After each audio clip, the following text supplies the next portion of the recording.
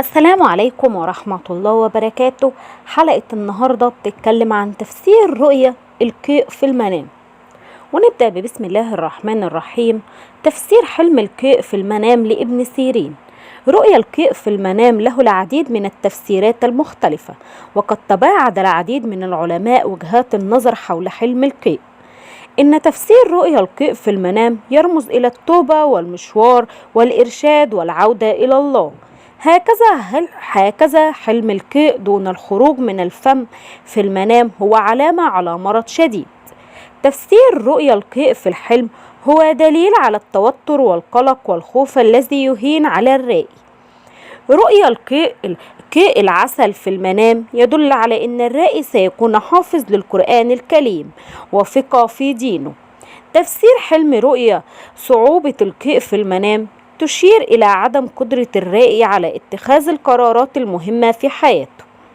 وتفسير رؤيا القيء أيضا للنابلسي، رؤيا القيء أثناء الصيام في المنام يشير إلى الكثير من الديون والخسائر والفشل في مشروع، لكن يشير تفسير حلم القيء في المنام إلى تجنب الذنوب والخطايا والغفران والدعاء. إن تفسير حلم القيء السيء في الحلم دليل على أخذ حق الآخرين بالباطل. رؤيا قيء الكحول في المنام هو دليل على البخل والندارة. وأيضا تفسير حلم القيء للعزباء يشير تفسير رؤيا القيء للفتاة على الفرح والسعادة والحصول على الأخبار الجيدة.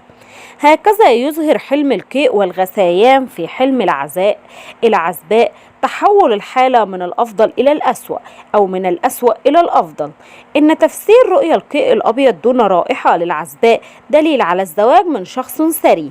رؤيا القيء بسهولة في حلم العزباء هي علامة على التوبة والابتعاد عن الخطايا، وقد تشير إلى استجابة الدعاء أو الأماني. وأيضا تفسير رؤيا القيء للمتزوجة، حلم القيء والغثيان للنساء المتزوجان هو دليل على التخلص من الخلافات الزوجية والراحة النفسية والاستقرار والسعادة. رؤيا تنظيف القيء في حلم المرأة المتزوجة تشير إلى التخلص من المال المحرم وإعطاء الصدقة والقيام بالكثير من الخير. يظهر حلم رؤيا القيء في حلم المرأة المتزوجة إنها تسعى لإسعاد زوجها وتلبية احتياجاته وأطفاله والحفاظ على أسرته. وأيضا تفسير حلم رؤيا القيء للحامل، رؤيا القيء في حلم الحامل يدل على أنها ستنجب طفل سليم معافى وخالى من الأمراض. وتفسير حلم القيء العسل في المنام الحامل دليل على أنها ستنجب ولد سيكون برا بها وستسعد به كثيرا. أما تفسير رؤيا القيء للرجل، رؤيا الرجل أنه يتقيأ أمعاؤه في المنام هي دليل على فقدان وموت الأب أو وفاة الابن إذا كان متزوجا. هكذا إن تفسير رؤيا القيء الأفعى في حلم الرجل يشير إلى المرض والدمار والموت. حلم القيء من دون الاشمئزاز في حلم الرجل دليل على الصلاح والتفوق. ودي تكون نهاية حلقتنا النهاردة عن تفسير رؤيا القيء في المنام. أتمنى الحلقة تنال إعجابكم، ما تنسوش تدعموني باللايك والاشتراك في القناة. السلام عليكم ورحمة الله وبركاته، وانتظروني في حلقة قادمة من فسر حلمك مع ياسمين.